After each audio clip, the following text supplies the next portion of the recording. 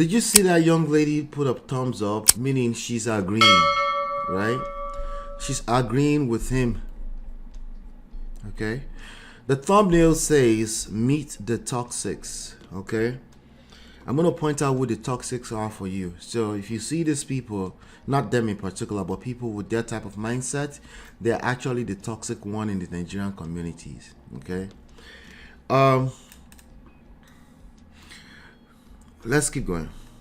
They have to do with their churches, doing with whatever they are gathering. They are very, very toxic.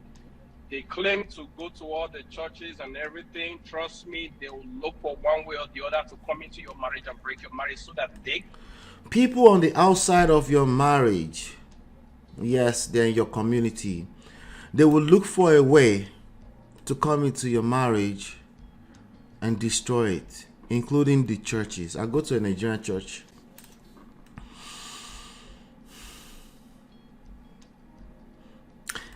I can't pretend to know what they mean, right?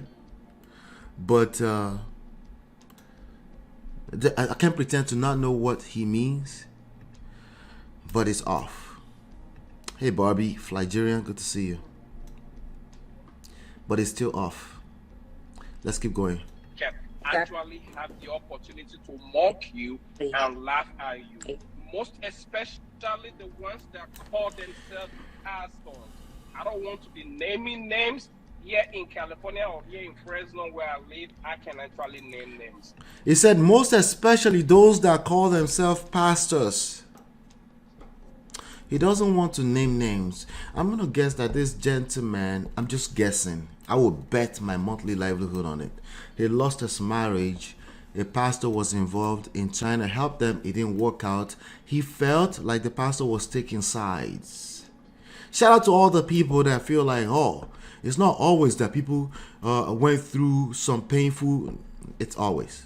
The only reason why you can relate with certain conversations at a level of you having extremely strong generalized opinion, it's because you've gone through something similar and you refuse to hold yourself accountable. That's the only reason. Listen, just keep looking. Like, I'm making a blanket, broad, very absolute statement. I'm very aware. I want you to start paying attention to it. You don't have to prejudge people. You just be patient. Just wait. Eventually, because they tend to talk so much that eventually they tell on themselves. They will tell on themselves. You just have to wait.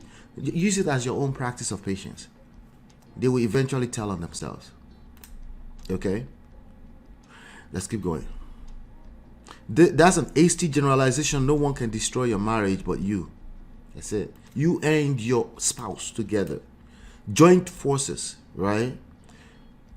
All it takes is at least one of the couple to destroy a marriage. So why would you skip yourself and skip your partner and then go to external factors? Why? Because it's like the weather. You want to blame the weather for...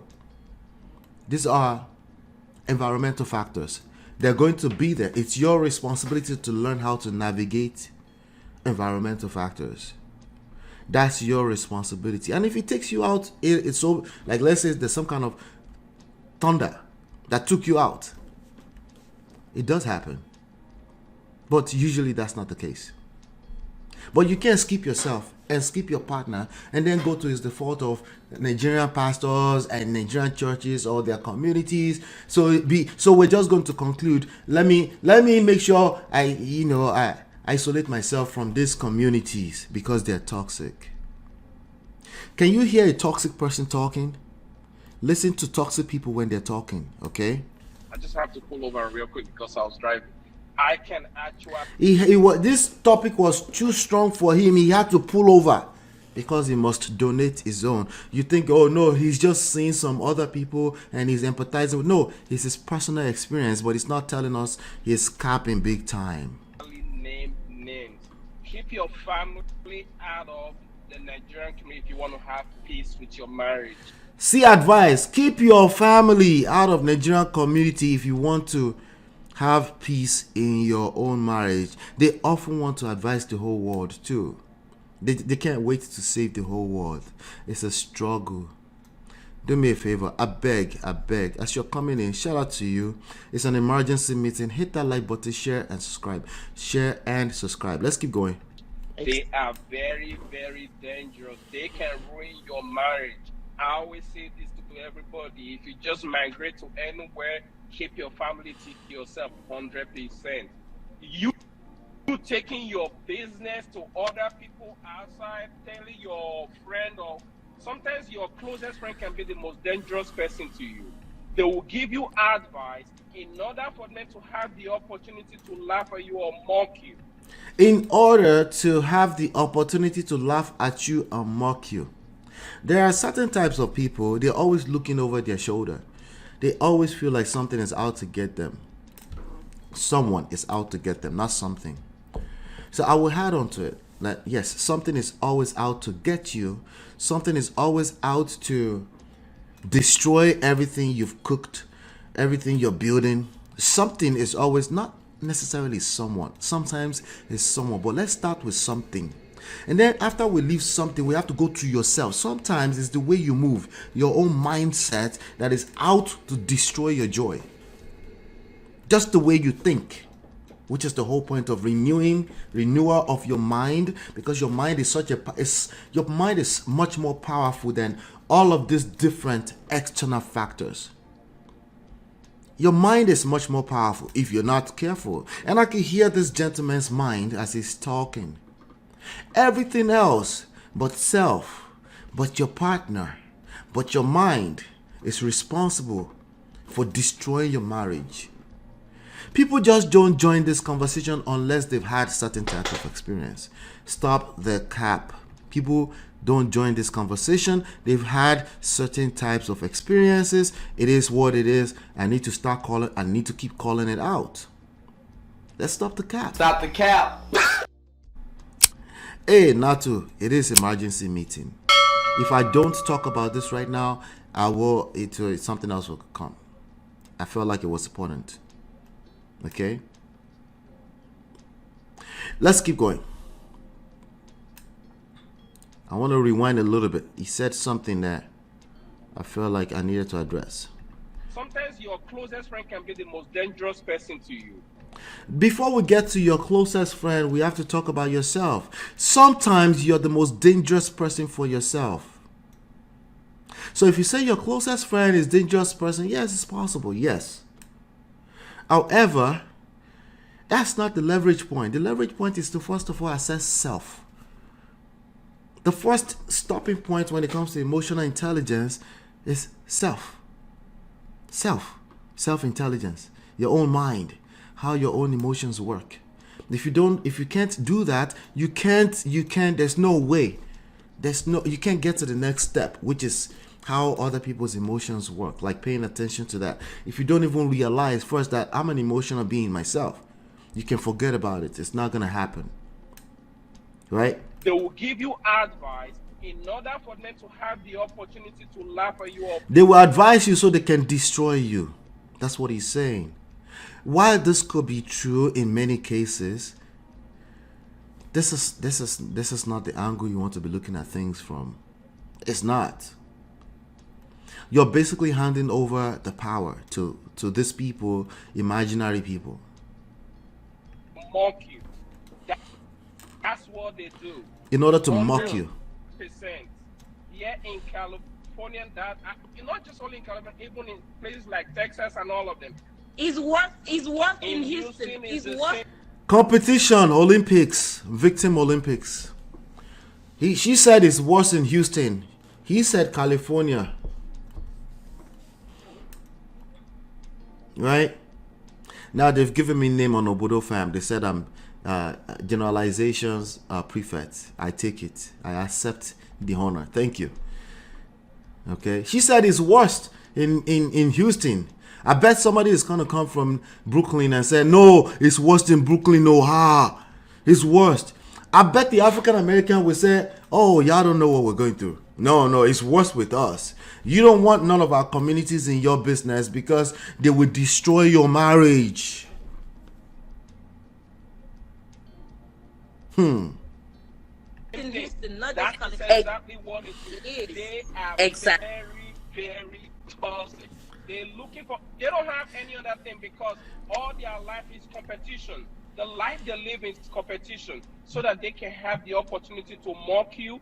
Their life is competition so they can have the opportunity to mock you. People are just hanging around in the corner and just, hey, I'm looking for the next person that will tell me about their family so I can take it, weaponize it against them, and destroy them. Do people do this? Yes, they do.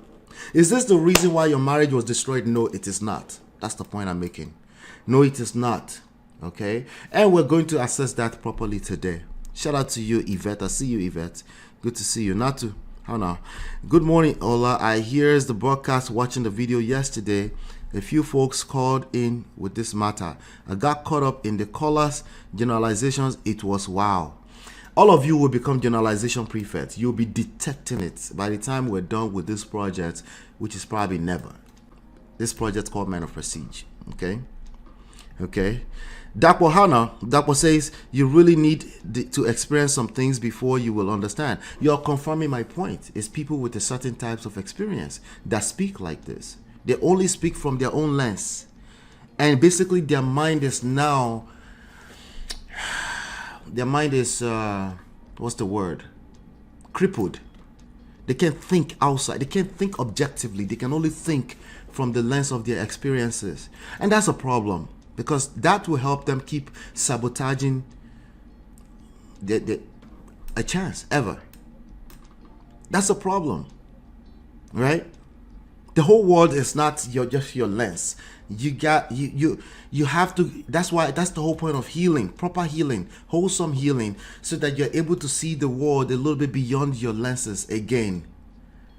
Right? You're confirming my point essentially. Shout out to you, Dakbo. I heard the broadcast. Okay, I used to have a roommate who hated when I dressed better than her. So if I ask for a suggestion on what to wear, she goes with the less finer ones. That's weird. But we're talking about family and marriage right now, okay? That's weird. Okay, I'm sure those people exist. I get it.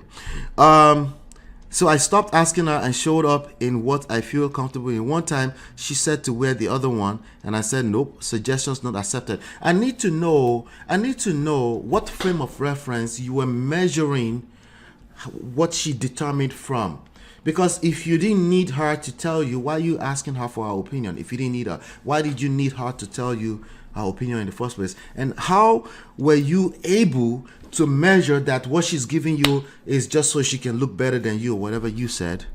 She hated when you dressed better than her. How did you measure that it was better than hers? How did you measure? Because again, you're talking about something extremely subjective. I need you to give me how you were able to measure that that's not how she truly felt. That it had nothing to do with how she dressed. I need more story. This is the point of everything I'm saying. It doesn't mean you're not correct. It just means, based off of what you just said, I'm not able to tell the frame of reference. You measure from here to here in order to, from A, what was the point A? In order to say, point B was actually better than point A. I need to know what the point A was. Did somebody now told you when you got to where you were going, the outing, that she looked better? And then suddenly you're like, oh, she wanted to look better. We need more to it. Yeah, I know it's hard.